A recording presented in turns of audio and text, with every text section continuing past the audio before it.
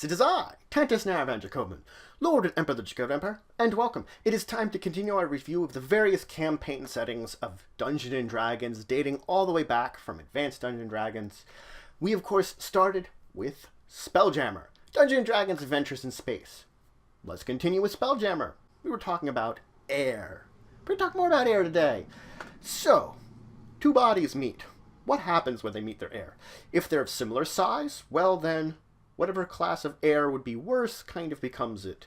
What really happens is the smaller ship, whatever it would be, its class of air becomes the larger ship's class of air. Then we look at the how much smaller it is. If it's 2/3 or greater to the size of this one, that would mean even up to the same size as it, then you basically split the air halfway between the two of them. Okay, if this is less than 2/3 the size of this one, well, then basically same air quality as the larger one, and only what happens is 1 week is subtract. That's it. This one loses 1 week. This one has exactly the same as this one, except 1 week less than what it would have been before they came up to each other. As simple as that. Individuals also exchange air, but the thing about individuals is they're much smaller anyway. An individual coming into contact with a ship is never big enough to actually have a major effect on said ship. It's too big. That is, unless the individual is huge. That's the exception. Now, there are a number of creatures which exist out in space that don't need to breathe. Constructs, undead, those are good examples of it. There's also spells and magic items which can prevent your need to breathe out in space, or provide you with air while you're out in space. Now, just like in wild space, within the Phlogiston, atmospheres work exactly the same. Perfectly the same. You start with fresh air, you go to foul air, you go to deadly. The difference between deadly is when you hit that deadly air, you don't actually die from it. You don't hit death. What you do is, if you hit deadly in the atmosphere, you enter into some kind of suspended animation. Your skin and body becomes hard and almost stone-like, and you remain in that suspended animation until you're brought into an environment where you can breathe again and are revived. Now, you might say, well, maybe ships get lost out in the Phlogiston forever then. Well, not really, because when a ship would continue to move around the stream, because usually they're going to be traveling the stream, as soon as it usually drifts, it'll eventually hit a crystal sphere, and most of the time it will naturally head towards wherever the portal is and end up within the sphere. That's kind of the natural order of things, dropped off, where eventually the crew will then revive. It'll take them some time. Their air will still be deadly, but they'll all be in suspended animation at very least. Hey, there are some people that save you, yeah. There's also things that prey on you, so you're probably not going to be stuck there forever when you end up in suspended animation in the crystal sphere. The air is still deadly. It's just that, that suspended animation means that you didn't die from that while in the Phlogiston. Now, contrary to belief, there are some bodies out there that don't have atmosphere. You never know. Not everything will have an atmosphere. There are unique ones out there that won't. Now let's talk about gravity some more. Well, we talked about a little bit about gravity. The thing is, most large objects and most ships, of course, will have gravity. And this gravity will function just the same as any other kind of gravity on any kind of planet. If it is 25 feet long at very least, creature or ship, it will have a plane of gravity on it. This is significant enough gravity for someone or something to walk upon the surface of this. So a really tall giant will have enough gravity that you could walk on his back, just like you're on some land. The gravity that you would have on any object that has a gravity plane is exactly the same as the gravity that you will have on a standard planet. Exactly the same. Gravity is standard in this case, a unique part of this entire setting.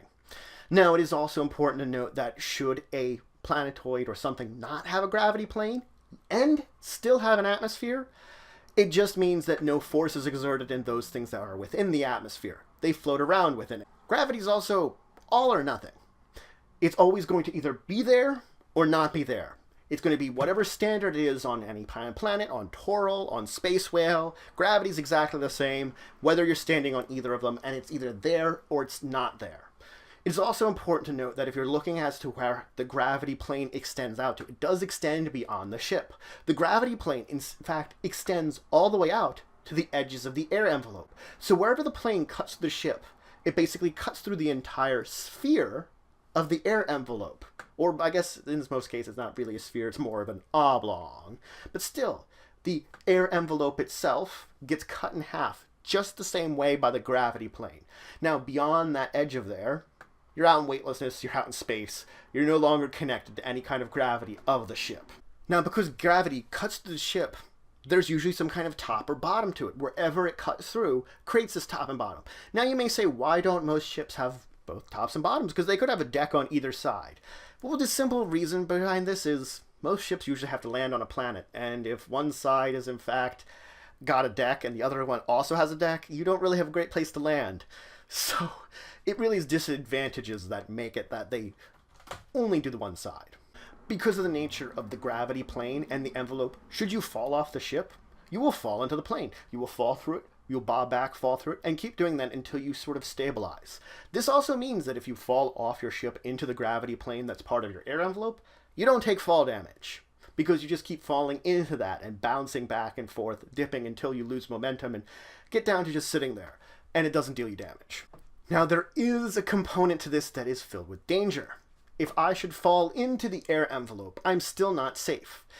There is this slight force that pushes you outward when you're within this gravity plane, when you're floating in the gravity plane away from the ship in the envelope, that slowly but surely moves someone to the edge of the air envelope.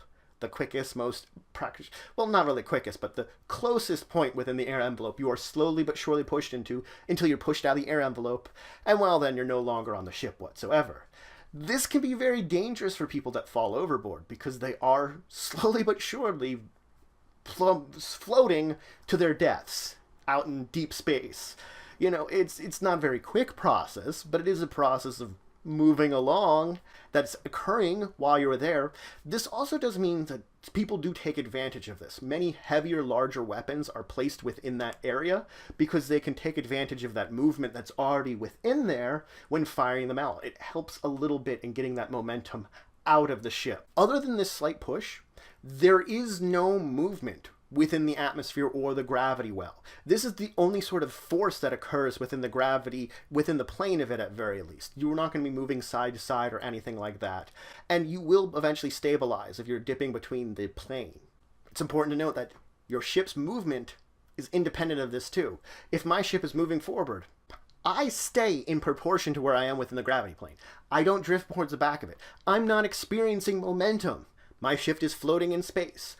I am not getting any kind of change in momentum or anything that is moving me around. Regardless of the speed or the direction of my ship, I'm going to float the exact same way. Now, two different gravity planes. Normally speaking, even if these gravity planes intersect, usually if they're similar weight and size, there seems to be no actual result.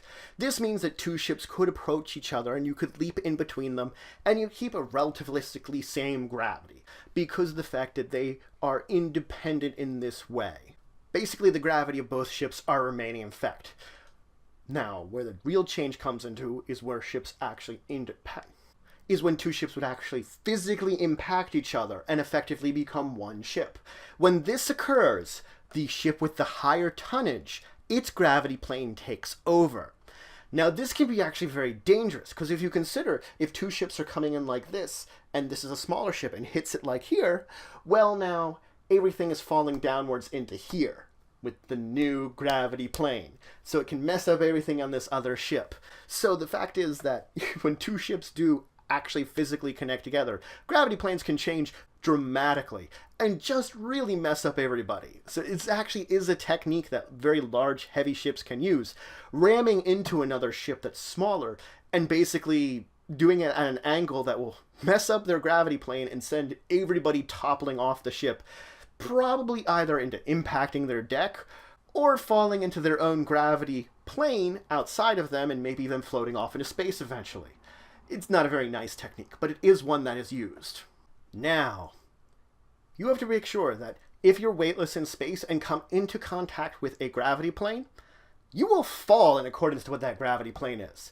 Falling still occurs, and you will take falling damage as normal as soon as you enter into that gravity plane. So, if I'm falling through weightlessness, hit a gravity plane, I will plummet just the same as everyone else. The actual real danger comes in is if the fall through the new atmosphere you've entered into is at least a mile. Because then you're going to ignite. You're going to set fire to it from the friction of falling through the atmosphere and begin to burn. And burn very well in a burning that you cannot put out on yourself.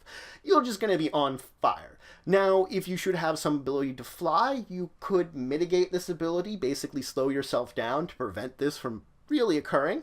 Or you can just enjoy taking fire damage the entire way down until you hit the ground and take the fall damage as part of this entire thing. Because that fall damage is going to be the normal maximum for fall damage. Because it's a mile. It is also important to note that if you are weightless, you obey the laws of physics, meaning for every reaction you have, there's an equal and opposite reaction. That means if you have some kind of attack, throw some kind of thing, you can create a force that will push you in the opposite direction. The maximum you can go at, though, is 3 per round. That's really all you can get up to. So it's not a huge speed you can do, but it's an okay speed that you can sort of propel yourself to. Maybe you can use spells, attacks, various things there that will push you back, slowly but surely. But that's it for today.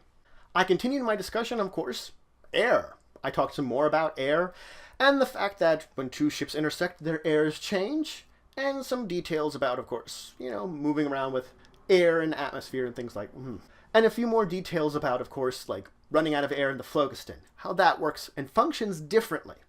Then I moved on to talking more about gravity, and especially with gravity when it comes to a ship. We talked about, of course, the gravity plane, which you will eventually float out of, and the dangers with that, and using that to your advantage. The fact that everything has a very standard gravity. Basically, my standing here on the planet gravity is the same as everywhere, which technically is not scientifically sound, but, magic of a fantasy-based universe, live with it, space everywhere, same kind of gravity. Do not complain, because gravity can exist on some planets and exist on not on other ones. Space. Magic space. Don't complain. It's weird. Don't complain. I know what you're thinking. Science doesn't work that way. It's fine. It's fine. Anyway, moving on. I also talked about, of course, that the drifting out and falling. Falling into an atmosphere. Falling into a gravity plane and what it means. And, of course, falling into a planet and setting on fire and burning all the way down. And, of course, propelling yourself out in space. In the next episode, we do have a little bit more about gravity to talk about, including gravity in combat. And then we're going to talk about temperature and time. 2 other factors that are important to note in space. But if you have any questions, comments, anything you want to say, anything I left out, please leave in the comments below. Please like, share, and subscribe at Shish Brother Channel, the Empire of the Work I Do. If you want to show some extra support, you can always check out my Patreon, link in the description below. There are some great rewards there. It helps to grow and improve the channel. But regardless, until the next time, I bid you farewell.